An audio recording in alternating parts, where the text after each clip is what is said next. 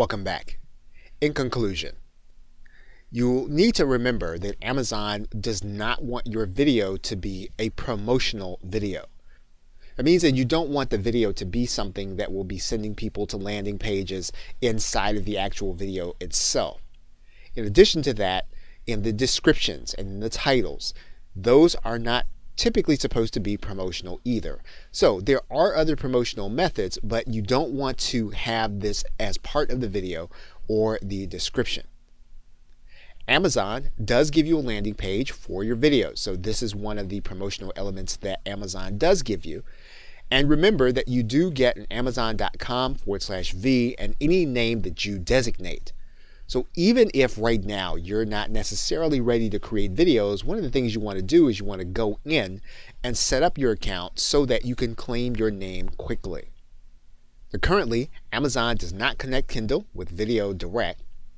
However, you will see similar subject matter appearing together on the page. So one of the things that you can test is if you have something in Kindle, you want to keep it very similar to something that you have in Amazon Video Direct to trigger suggestions for the actual customer. And one important thing to note is that Amazon does allow licensed content. That means that you do not have to originate the content. And it means that you can also use private label rights content. Now, that is said with caution. You can get a bad reputation in your reviews if your content is not considered to be robust enough for the customers. And you'll see the answer to this question in a recent inquiry to Amazon Video Direct.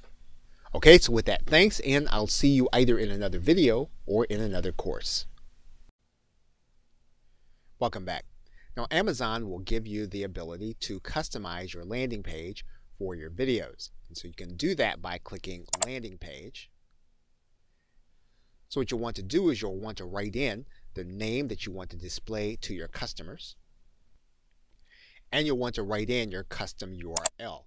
So you'll notice that the custom URL will start with amazon.com/v. What you'll do is you'll write in what you want to appear after the URL. Once you've uploaded all your logos according to the dimensions that Amazon gives you, you're going to take note of how it's going to appear on the actual branding. Now, we've uploaded some dummy images, but you'll notice that the logo appears right in the middle of this preview, and then it appears right in the middle of this web preview, and then your background images appear in these areas. And so you'll want to take note of this and adjust your logos accordingly. Now, one of the things that you'll note is that the partner name went away when there was no preview.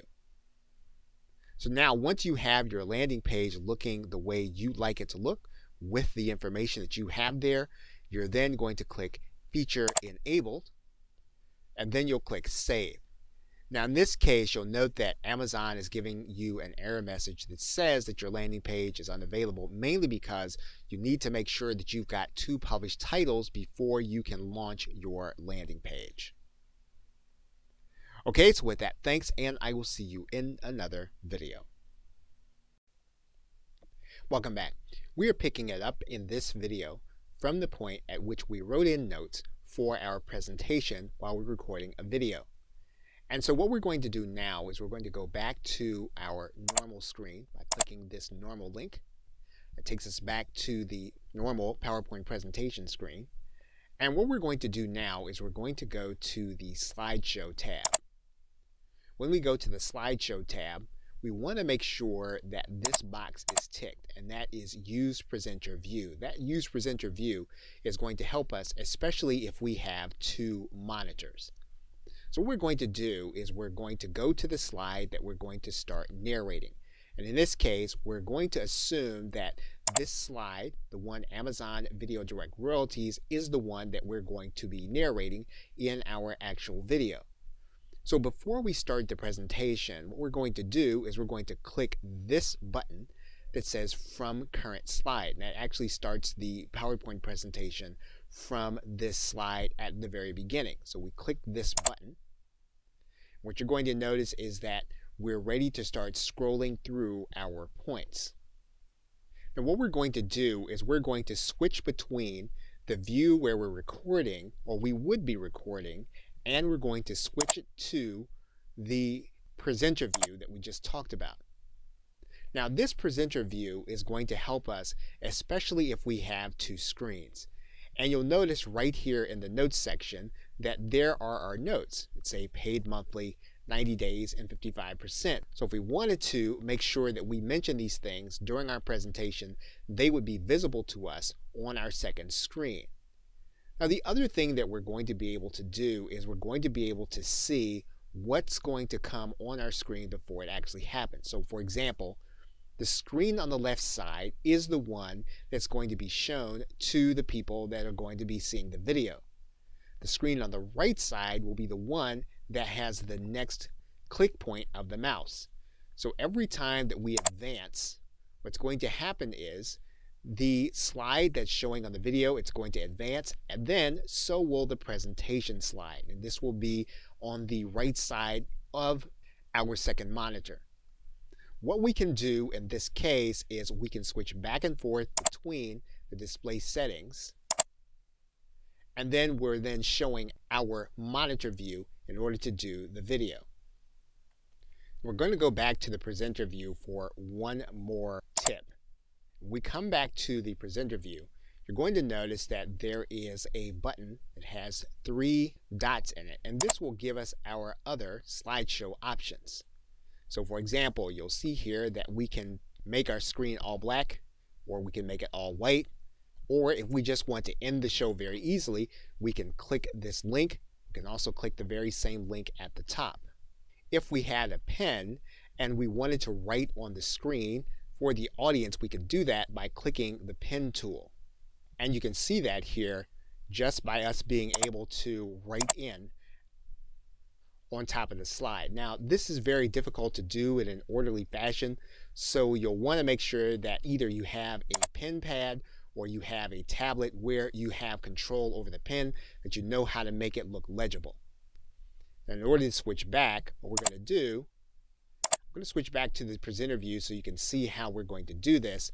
All you'll need to do then is to go back to your pen, and then you're going to make sure that you erase the ink on all the slide, and then your slide goes back to normal. So now I'm going to switch back to our PowerPoint view. And those are some ways that you can have additional control over your PowerPoint presentation while you're recording the video, so that you can add to the variety that your viewers are seeing. Okay, so with that, thanks, and I will see you in another video. Hello and welcome. Now in this video, we want to discuss some of the equipment you're going to need in order to create videos. Now, obviously, you can create them as elaborately as you want. However, if you're creating them for your business, you do have a minimum level of equipment you're going to need, and that's what we're going to cover in this session. Now, assuming that you already have a computer and or a smartphone, you are going to need a way of being able to capture audio. And typically, you're going to need some kind of noise canceling headset or microphone.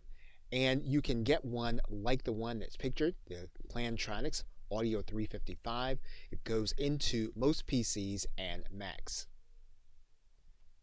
Now, even though the Plantronics is noise canceling, you are going to need something like a pop filter or something to capture the noise and wind.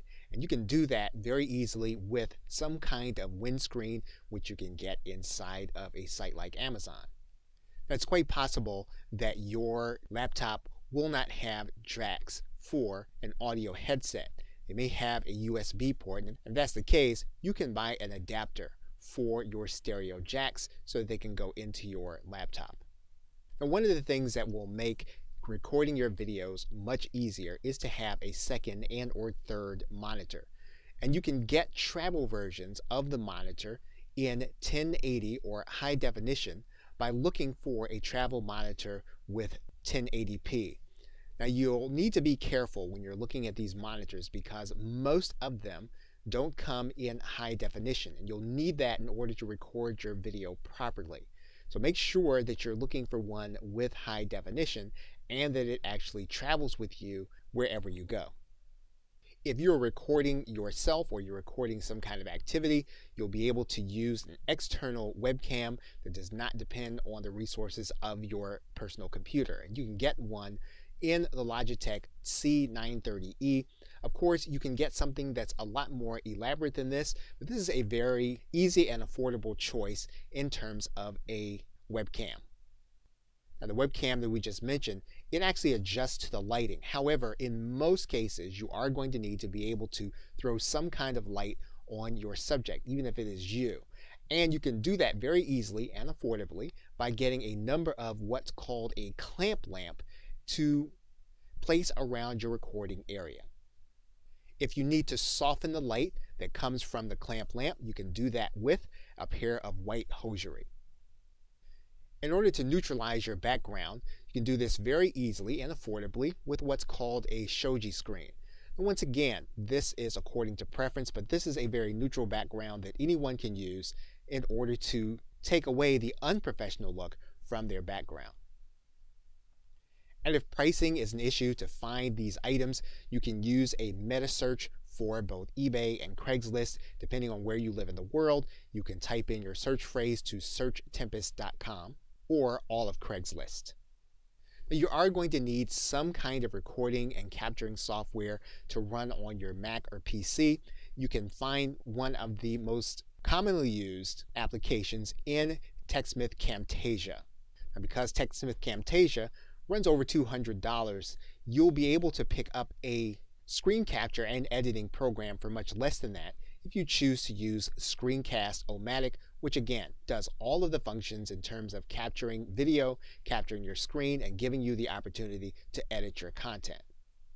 If you're going to give your presentation while you're creating your videos, you're likely to use a free application on Google, such as Google Docs or Google Slides, or of course you can use Microsoft Office and PowerPoint. Now, if you're already a user of a webinar application, you can use this feature to record your videos even though you do not have features to edit the videos in sites like GoToWebinar. There's similar paid applications such as Zoom and free applications that you can record your screen such as Google Hangouts.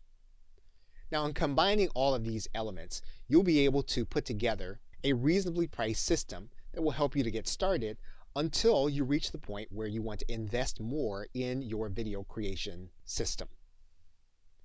Okay, so with that, thanks, and I will see you in another video. Welcome back. Now, in this video, we're going to go through a simple process of determining some niche topics that you can think about for creating your videos. Now, if you go to google.com and you were to go to the search bar and you were to type in your area of expertise and then wait for Google Suggest to give you options, you'll see some of the most recent searches. For example, in this particular case, if we were to go to Google and we typed in WordPress membership, we would see at least 10 different options for us to start looking and do more searching if we were going to stay on Google. And of course, we would do the very same thing in YouTube. Now, in some cases, these searches will yield the same results. In other cases, there will be some overlap. In other cases, they will be totally different. What you want to do when you have determined some of the search terms that you want to start looking for, you want to go inside of Amazon Prime Video Direct. But we're going to do this a little differently. We're going to put in our search term. When we put in that search, what you're going to notice is you're going to notice some Kindle book activity. You'll see some physical copies of information. And then at the very bottom, you'll also see that there is a listing here for Amazon Video Direct. You'll see some other activity for Amazon Video Direct. And so what you will begin to see is whether or not there is going to be room for you to place your video content on a specific search. And of course, we can find other Google starter search terms by using sites like Google Trends. So basically what we're doing is we're leveraging Google to find out what has been recently searched, and then we're working inside of the Amazon site to determine whether or not we can place content in those particular searches. And very often you'll see that depending on what your subject area is, your content may be all that will be in a specific classification. Now, in some cases, if you do a search in association with Amazon Kindle, you will find some video associated with your subject. Although currently this is not typically the case, there are going to be times where you'll see video as a recommended item. For example, Amazon will show an individual feature recommendations based on their browsing history. Okay, so with that, thanks, and I will see you in another video. Welcome back. Now, whether you're creating an episodic video or a standalone title, you will be required by Amazon in order to place captions along with your video. So in order to do that, you are going to need a transcription of your video. Amazon does give recommendations for video captioning service or video transcription. And Amazon has its own transcription service called Amazon Transcribe, where you have a free tier, 60 minutes per month for 12 months. You will actually get an hour's worth of free transcription. And then afterward, the transcription is a small amount per second. Now, in order to use Amazon Transcribe, you are going to need to have an Amazon S3 account. And so if you have a file that's stored in Amazon S3, you'll be able to use that file along with Amazon Transcribe. Okay, so with that, thanks, and I will see you in another video. Hello and welcome. You are now looking at the inside of Amazon Prime Video Direct. And you'll notice that if you go to the support link, that you'll pull open a side menu here.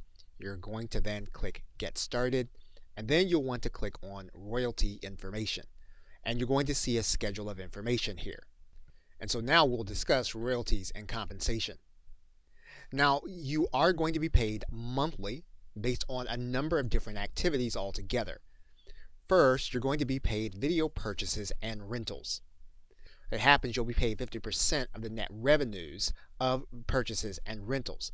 Now, customers can buy episodes or seasons, and then any episodes that they purchase, if they decide to purchase a season later, it'll count toward their actual purchase. They'll get the entire season at a discount. And if you go to Prime Video and you type in a title that you're likely to find, for example, we typed in WordPress, you'll see the different classifications here. You'll see that someone can watch an episode, they can buy the entire season, or they can watch an episode free with ads, or they can buy outright. And the main way you're going to generate revenue is going to be the number of people who are watching your videos. And some of those views are going to be included with people who have subscriptions to Amazon Prime. And there are going to be different tiers of activity based on the aggregate hours streamed. So, for example, every year Amazon will determine how many hours people are streaming your videos, and that'll put you on a certain tier to be paid more or less. So, for example, the more hours that people are streaming your videos, the higher your rate of pay, and you'll see that in the schedule. Now, once your tier is determined, then you'll be paid based on the number of hours actually streamed. So you'll have a tier, and then you'll have streaming that will take place. And again, the higher your tier, the higher the rate of pay. You're also going to be paid 55% of the net advertising revenue of individuals who've chosen to watch videos free but to have ads associated with them. You'll also be paid 55% of net monthly revenues of individuals who are watching your videos through Amazon channels. When that happens, payments are going to be issued 90 days after the end of the month after the activity occurs. And payments are going to be made by the bank account that you've already set up unless you choose to have payments wire transferred. And when you have wire transfers, you are going to have a certain dollar threshold to meet before you can be paid. And you can look at the details of the threshold as well as the tiers and Prime streaming in the royalty information section of your support area. Okay, so with that, thanks, and I will see you in another video.